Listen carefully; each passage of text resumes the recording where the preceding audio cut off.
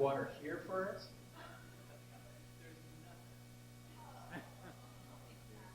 I had to borrow money from Dina to get something out of the vending machine. He's a jokester, I tell you. And you might want to give him permission to use.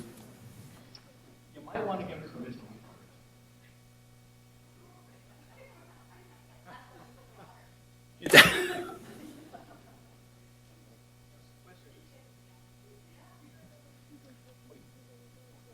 Raised our hand.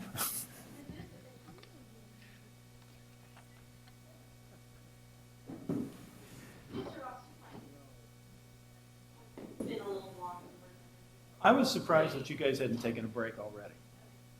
So, no, I do mind. I want you to sit down just as much as you are because we don't know. Go. You two, cut that out. Behave yourselves. Run, Sally. I guess we're taking a break. Yeah, I guess so, huh? Anybody else in here tired? How you guys doing back there? Are you Another break. Okay. Right. You doing okay? Can we get you anything? We don't have anything. Mr. Ross. Nina's got it. I gave you all my money. Oh, I gave the quarterback. Well, you know he does.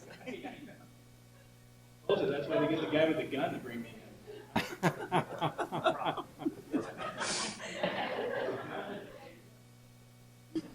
got a ways to go.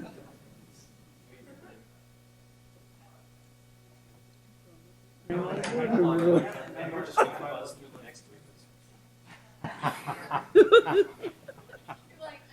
oh, Yeah, I know questions from this guy.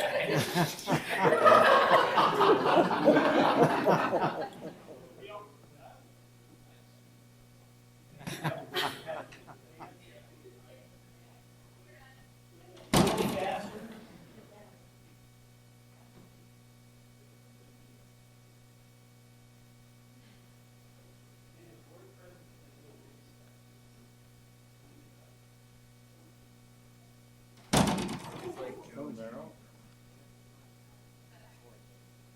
Coach.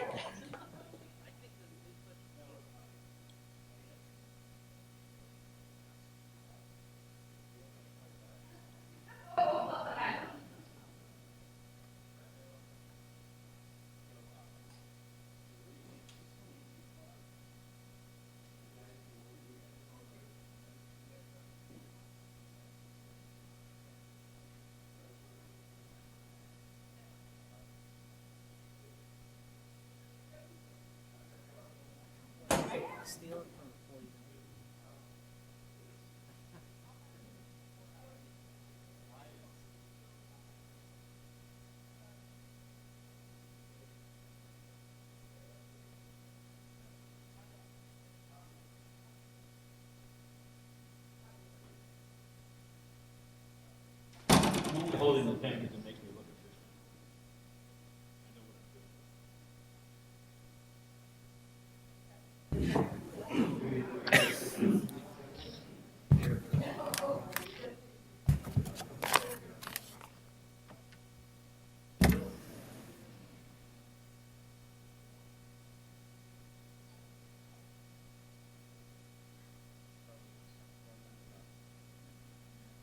He went straight, straight, okay.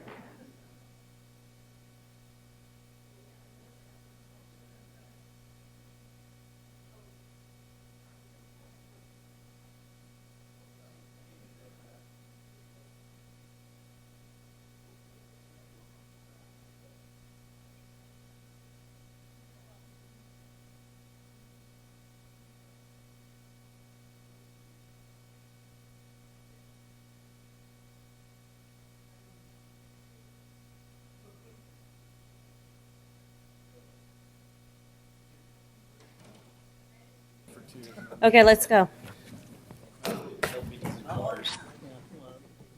Member Arroyo, let's all take our seats and put our board member faces on. Mr. Ross, thank you for coming before us this evening. The process is we will give you 3 minutes to provide your opening statement. Each board member will be asking you a series of questions. Depending on the time and how you answer these questions, they could be asking you one question or several. You only have 3 minutes with that board member for question and answer time. We will be starting to my right, your left with board member Pritchett. Yes. And at the conclusion, our student board member, Katrina Yee, will be asking you the final questions. And after that, you will have 2 minutes to respond. She's got the tough ones. Or not to respond. You will have 2 minutes to have for your closing statements. Sorry, it's like almost 9 o'clock. It's like close to my bedtime. Okay. With that, we will begin your 3 minutes as soon as you start your first word for your opening statement. That was tempting to go ahead and move over there, so that's okay. I've actually prepared a formal statement, which is not quite like me, but I think it's a good idea. Madam President, board members, it's a joy to be here in front of you tonight. Thank you for allowing me the opportunity to be here and sharing my reasons for becoming a trustee for District 1. My knowledge of the Sacramento City Unified School District will allow me to be a good steward of the district and a good fit with this board. My desire to work for the common good of our students, staff, and district, and my ability to work with all the members of the new board will add to the effectiveness of the board and be a plus for all of you. I have a strong connection with our community that we live in. Since 1979, my company has been providing sports instruction programs for kids and parents in this area. Many of the kids who go to this school, our schools in here in the district, their parents and their grandparents were in our programs. Look at my references. You'll see that I have a broad spectrum of teachers, parents, staff, district administration, principals, community leaders, and business owners, all as references to tell you just what a wonderful guy I am. I have the knowledge of the district and the current challenges facing the district. I also have my notes mixed up here. I understand our district and school site budgets, participating in the DAC Budget Advisory Committee and various SAC City councils and committees, the District Leadership Academy, and working cooperatively with the budget department, staff, and principals. I have an understanding of how the district works at both the school and the district level. I have a freshman daughter at McClatchy High School. She also allows me to see firsthand the results of decisions and policies made by the district. And for the past 2 years, in cooperation with the budget department and the Office of Parent Engagement, I have been actively involved in teaching school site councils, parents, staff, principals, community members, and anybody else who will listen, how to understand and monitor school site budgets. This has given me the ability to better understand the sometimes complex issues, fiscal issues that the board must address. As a previous elected member of the Cordova Recreation and Park District, I have experience in managing a special district, working with state, local, and special district budgets, working with employee groups, facilities planning and management, and being responsible to the public for the integrity and operation of a large special district. I also have a cooperative work ethic. In all my endeavors, I strive to work collectively with stakeholders to arrive at decisions that are best for all of us.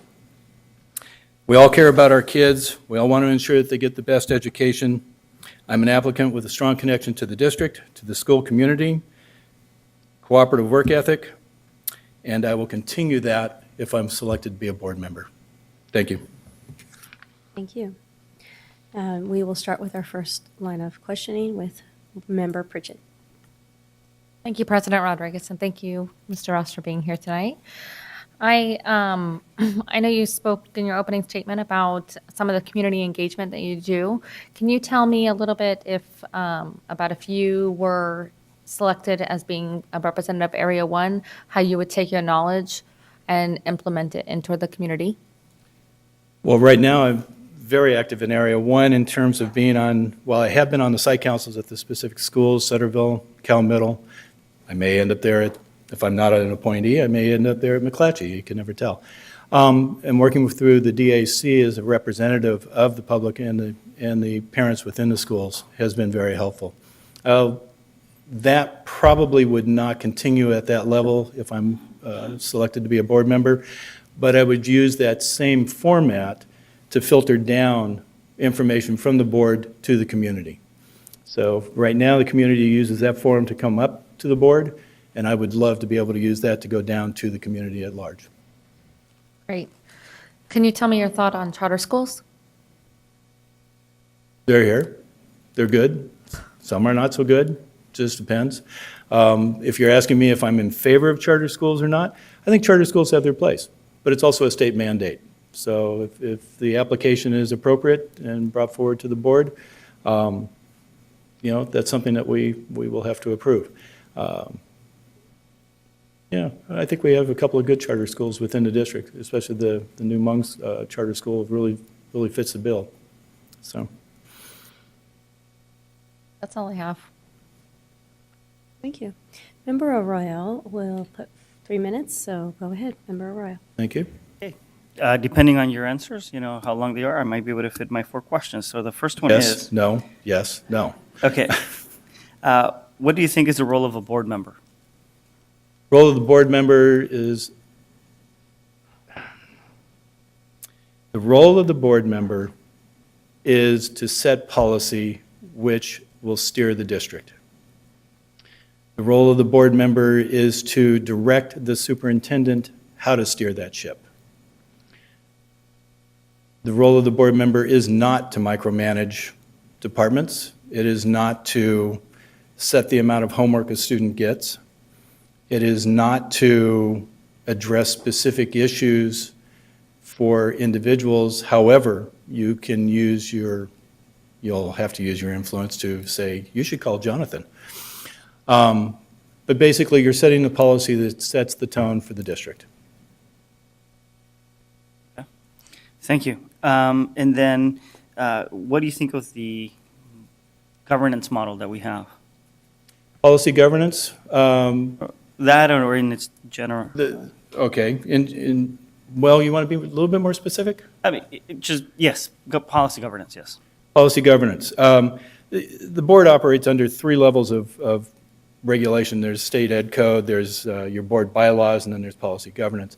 Policy governance is very specific in its definition of your roles and how you perform those roles.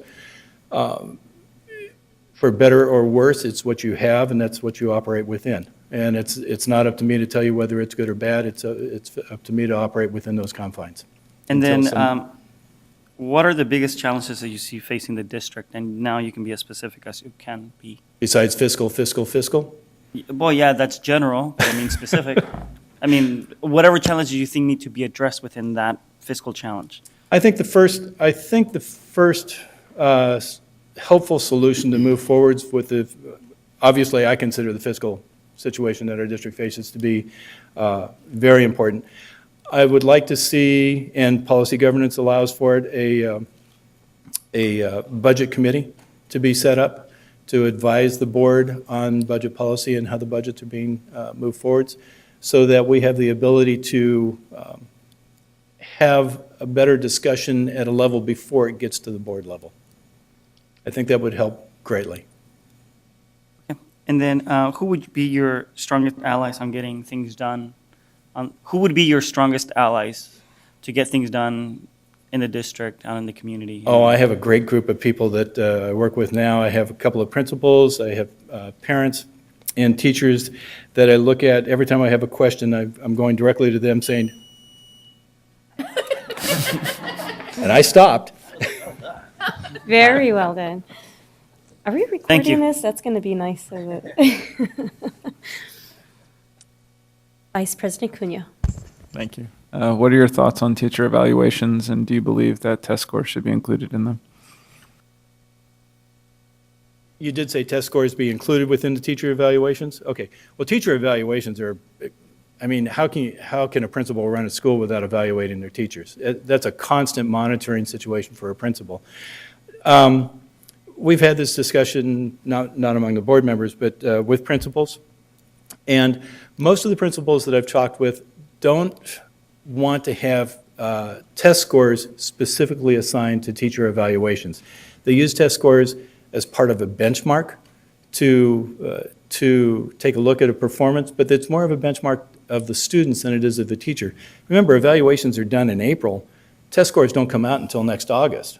So the test scores that you're looking at are either a year old or haven't been produced yet. So the evaluation that the principal chooses, I think, is a better situation, and well, we'll leave it at that. In regard to school closures, do you believe that academic achievement should be included in the analysis of whether schools should be closed? I mean, before somebody hits the trigger law?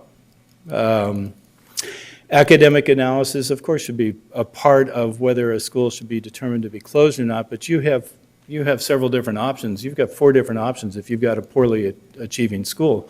You've got school closure, you've got changeover admin. We won't go into all of them because we don't have much time. It can be a part of it, but I think that would probably be a poor choice from my point of view, but I don't have specifics on a specific school, so it's hard to answer that. What do you believe is the board member's role in raising academic achievement levels in the school district?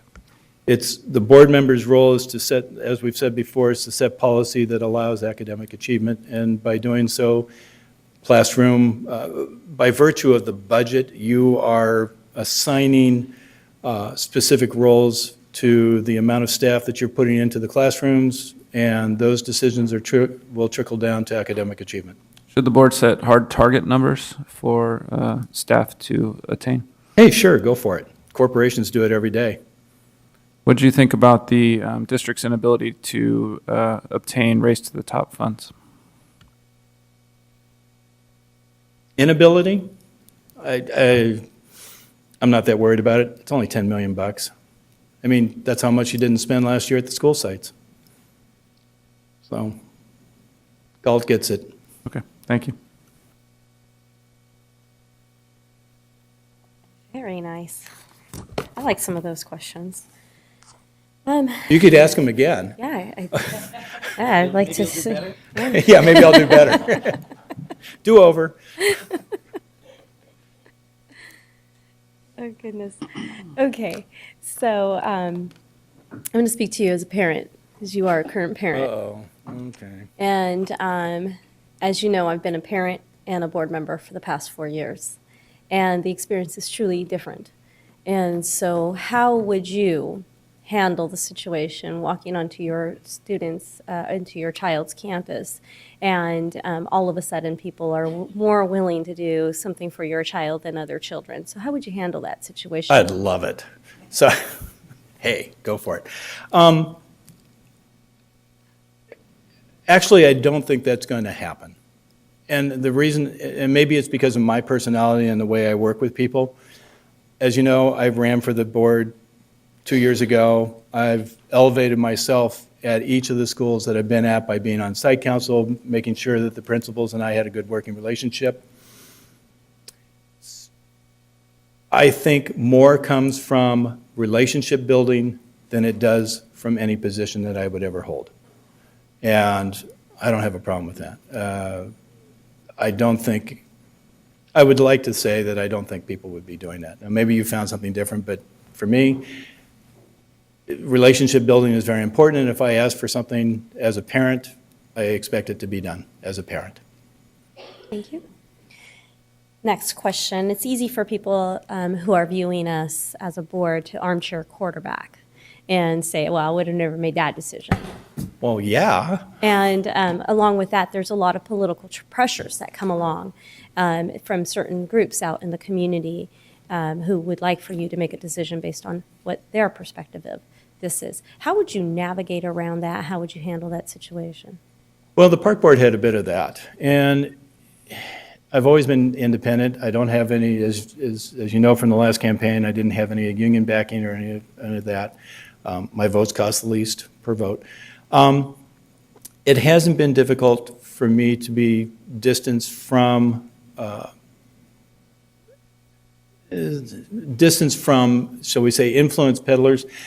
But at the same time, it's probably because I have a great tendency to bring all stakeholders aboard when we're making decisions and getting them to talk to me. I want to hear the opinions that people have so that I can make up a good, educated decision. And by virtue of bringing them in, that usually solves that problem. It may not. I may have a new experience coming.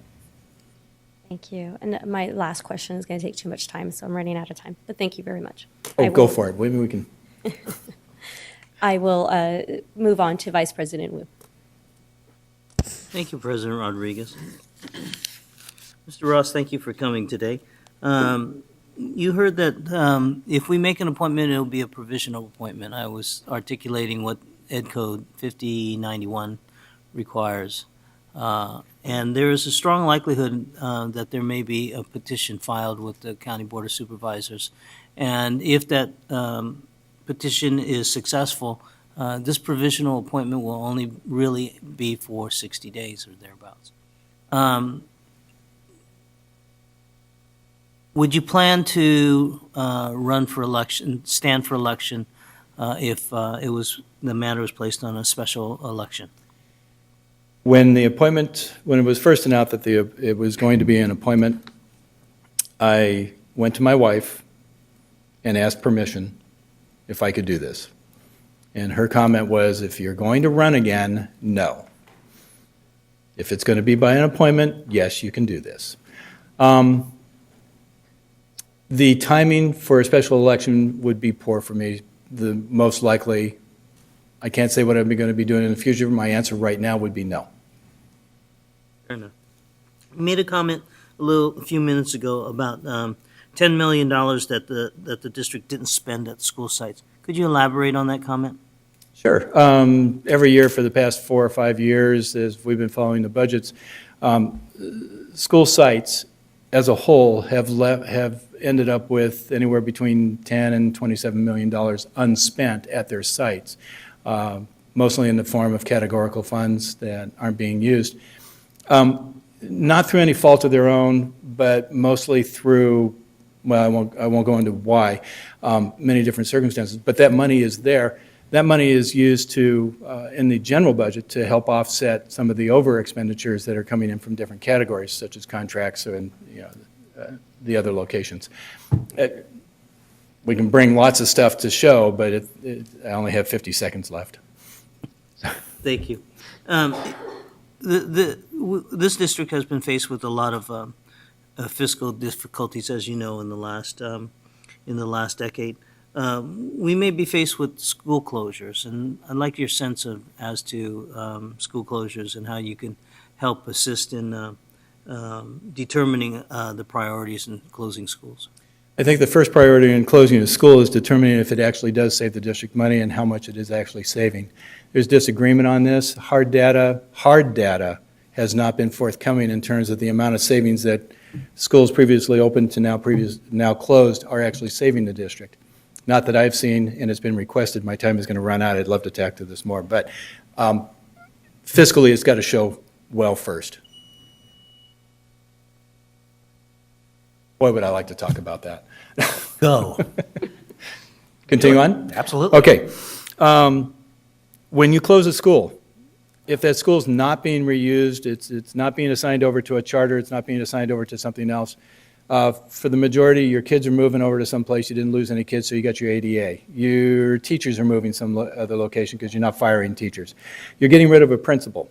You may get rid of one staff position. Principals, $120,000 a year, staff positions, give it $80,000 on the high side. Okay, $200,000. Is it worth $200,000 to close a neighborhood school? And we're talking elementary schools for the most part here. We're not talking middle and junior and high schools. So you really have to measure how much money are you really saving to what's happening within the school itself. Was it a high-performing school? Was it a low-performing school? Does that make a difference? If it's a low-performing school and it would benefit by a total reorganization, you want to get it before somebody hits the trigger law. So, it stays within the control of the district at that point. That's the really from the hip answer, but let's move on to another one. So we have a lot of time requirements of us, pretty solid as far as our meetings start at 4:30 in the afternoon. That's difficult sometimes. You're a professional. Was that a problem for you to be in afternoon meetings? Sometimes we meet during the day even. I'll cut you short because I know my time is here, and I'll explain that quickly. I'm the owner of the company. My time is flexible. That's why I've been able to give so much to this district already. Site council takes time in the afternoon. DAC takes time in the evenings. I'm on the district DAC Budget Advisory Committee. Those all take time. I have been very fortunate to be in a position where I can give that time to the district. That will carry over to the board. There will probably be times when I'm off skiing in Europe or something like that. I'm not going to be able to show up for a meeting, but so far, they're all scheduled perfectly for this year. How was that? I already checked. How would you, as a parent, not necessarily from her perspective, but you as a parent, describe your daughter's experience at McClatchy? She's in the HIS program. She loves the HIS program, and I like what it's doing for her. We don't like what it's doing in terms of the amount of homework that she deals with. Homework is an issue. For some kids, they may be able to finish it quickly. For my own daughter, she has some learning circumstances that go along with her that cause comprehension to be a little bit slower. She is an A student. She came out of Cal Middle with straight A's, but going into McClatchy, she's going to be an A-B student because the time factors, she just doesn't have enough hours in a day to accomplish what she'd like to be accomplishing. And emotionally, it's a drain. And we're going to be meeting with the people to see if we can't work out some accommodations. Thank you. Board Member Katrina Yee. Student Board Member Katrina Yee. Thank you. As I see it, students are the number one stakeholders in regards to public education. How would you ensure that student interests are included in your decisions as a board member? I would invite the students to start sending representatives to the DAC meetings. That's the District Advisory Council meetings. They're allowed to do that and have their opinions brought forward to the District Advisory Council, which then can bring those in a regular environment before the board. As a board member, it's not easy. We all have real jobs, as you guys just pointed out, to be able to have an open door policy to always meet with anybody at any time. That would be the case, but I would recommend that student councils be sending their people to either site councils you have site council representation, that they get involved with the DAC. And what are your views on student voice and the value of student interests? Oh, heck. You're the guys who are using the facilities. We want to hear from you. If it wasn't for you, we wouldn't be in business. And if you don't go to school, we're not doing our job. So we want to know what is it that you're going to find exciting about going to school that's going to keep you coming back. In my profession, we have a saying, it's safety, fun, learning. I run ski and snowboard camps. It's got to be safe. If it's safe, they can have fun. If they have fun, they'll learn. Same thing goes with school. Safe environment for learning. If it's a safe environment for learning, make it fun. If it's fun, they're going to show up, and if you're showing up, you're going to learn. And lastly, how would you represent yourself as a youth advocate? Ask any of the kids who ski with us. I've been involved in, that's my profession, and I don't think there's much that I do that's not involved with youth. Currently I sit on the Sacramento Children's Choir Board. It's my profession. If we don't take care of the youth today, what do I get to look forward to in my retirement?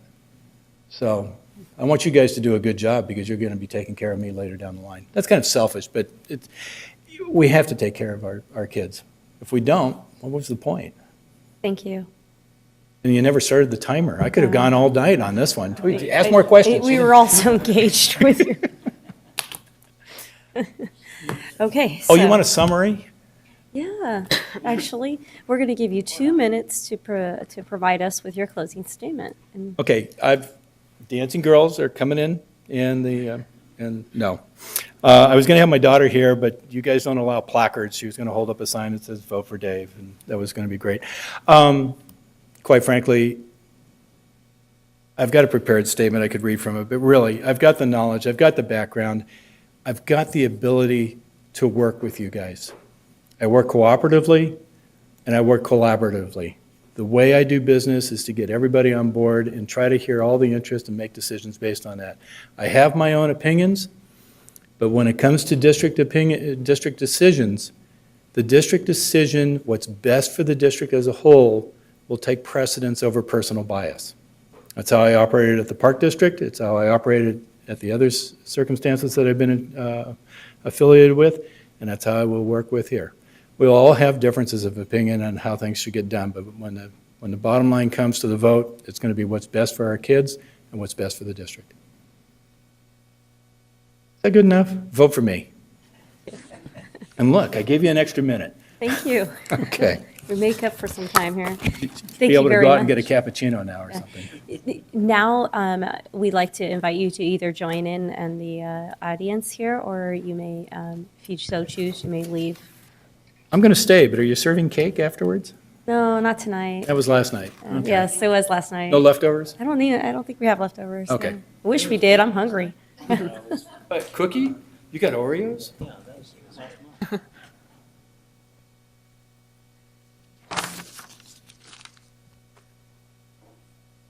Okay, next on the list here is Mr. Jay Hansen.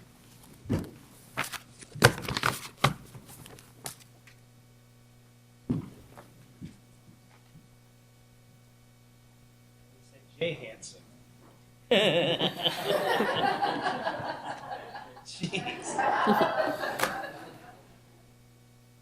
No relation.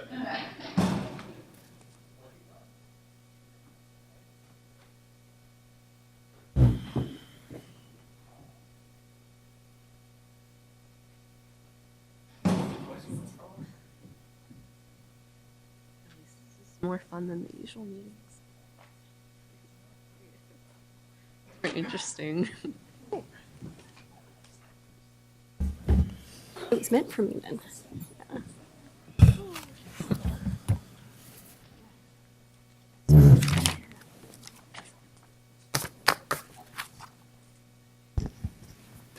All righty. Howdy. Good evening, Mr. Jay Hansen.